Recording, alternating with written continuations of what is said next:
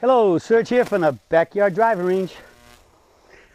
All right, today we have an In Your Own Words, and it's a really good one. And basically, I'm going to make this statement beforehand. This is a statement about what we all can sense and feel in terms of what we think we're doing, what we feel we're doing in terms of the swing could be quite different in reality. Okay? So this comes from Jeff Springer, and Jeff says, "Hi Don, thank you for all your videos, including the dailies. I have bought almost, if not all, you have." Well, I guess we'll have to keep making some more, Jeff. Okay? And keep adding to your collection. And I got a few good ones I want to do right now, like the second one of the Kenny Knox. We did his short game. I want to do his putting because he's got some great thoughts on putting. I corrected slicing with my driver that used to force me to choke up by simply not turning too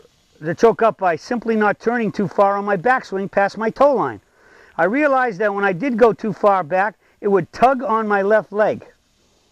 Okay, so here's a point of Jeff started having his mind kind of, like I like to call it, monitor his body.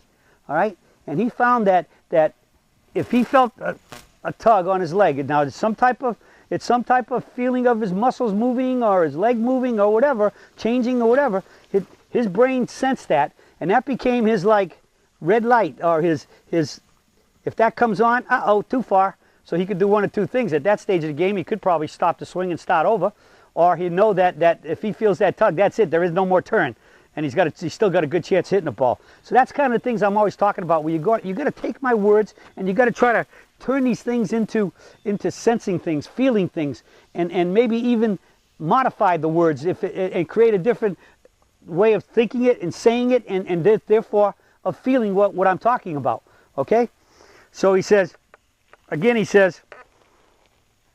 realized that when I did go too far back, it would tug on my left leg.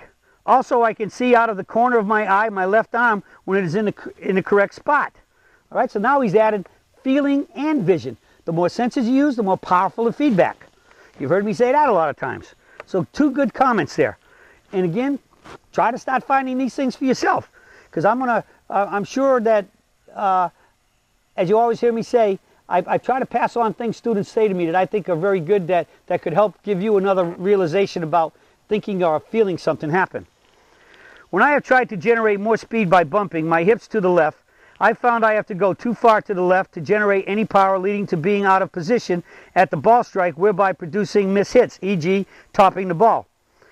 Measuring my swing speed with the Medicus device, I found the fastest speed I could produce came when I twisted my right hip towards the target after first correctly performing the vertical backswing as forcibly as I could without moving my head and keeping my weight on the inside of my left foot. I think he's talking about his backswing turn. He used the word so forcibly as I could, as forcibly as I could. So he's talking about standing here and trying to do a really good force, really turn his hips without moving his head and keeping my weight on the inside of my left foot, which means he's not going to let it pull his weight off his left side to him. So he's going to still make sure that he's kind of resisting his left leg and staying there. I like that thought. Any comments you can give me on this will be much appreciated. All right, the only comment I can make here is again, in this case, you're getting radical here when you say forcibly take your backswing. Now, I've always stated that I start my backswing with sort of like my right knee, my right hip, and my right shoulder. My right side just starts to turn, because I like to feel like the turn starts by my backside pulling the front side, and then conversely, if the backside's pulling when I do my bump with the front side, I got the action-reaction, which fits in with physics. Now, you added the word forcibly, okay? Now, again, that's in your mind. I mean, in all honesty, I could be standing here watching you, and you do your forcible start of the swing, and I might look at it and say, hey, that looks pretty good. But in your mind, forcible works. All right, so I'm not going to mess with your mind unless what I'm seeing is no good for what the swing should be. for what good motion would be. Good flow, good muscle tone, good rhythm, good timing, good tempo. All right? So that's again what I'm saying. You got to go, all of you need to take the words and translate them to yourself for both translation of the verbiage and then creating the swing where you got the sense of feel and the touch and everything else that goes with it. So just saying forcible, that word forcibly scares the heck out of me. But if I was to see you, Jeff, and it looks good, I'm just going to say so be it. Just like I've had amateurs and I've had tour players that they take one of my major tenets. Like one of them was an LPGA player. I always, as you said, when I turn, I always like to bump with the left side, the bump going forward where the left side's actually starting to pull. Right side pulls back, left side pulls forward. And she said, I just don't feel good. I don't feel good with the bump, feeling like I'm pulling my right side. She said, I feel better if I'm pushing with my right foot. All right.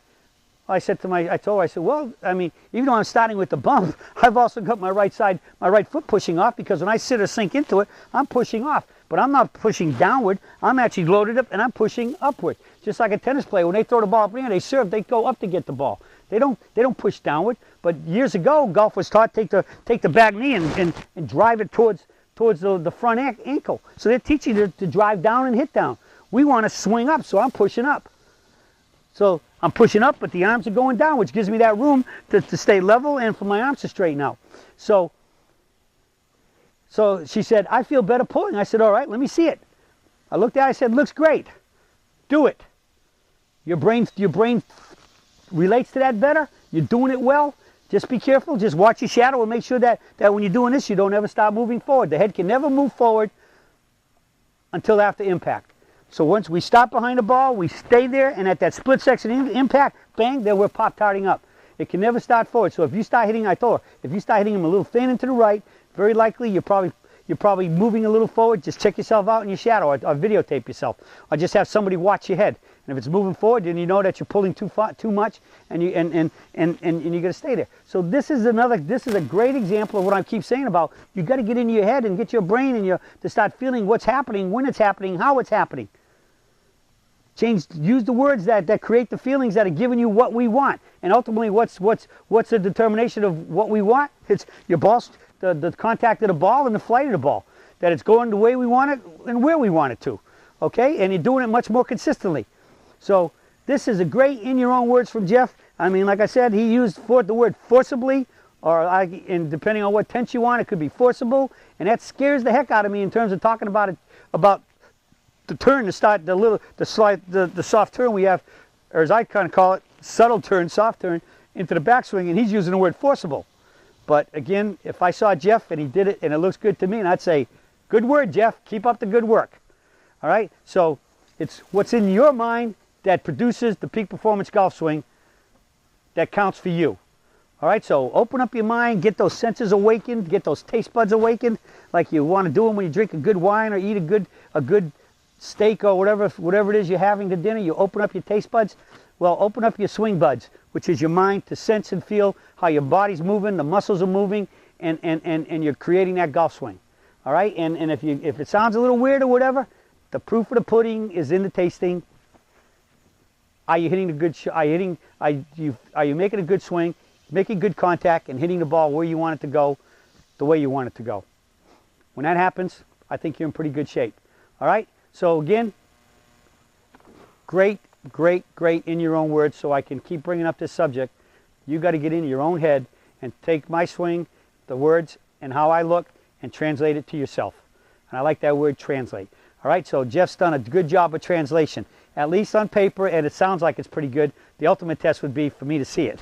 But ultimately, if he's getting good results consistently, then I think he's on track, and his taste buds are working correctly. All right, that's it for the search for today, and I'll be talking with you all again soon.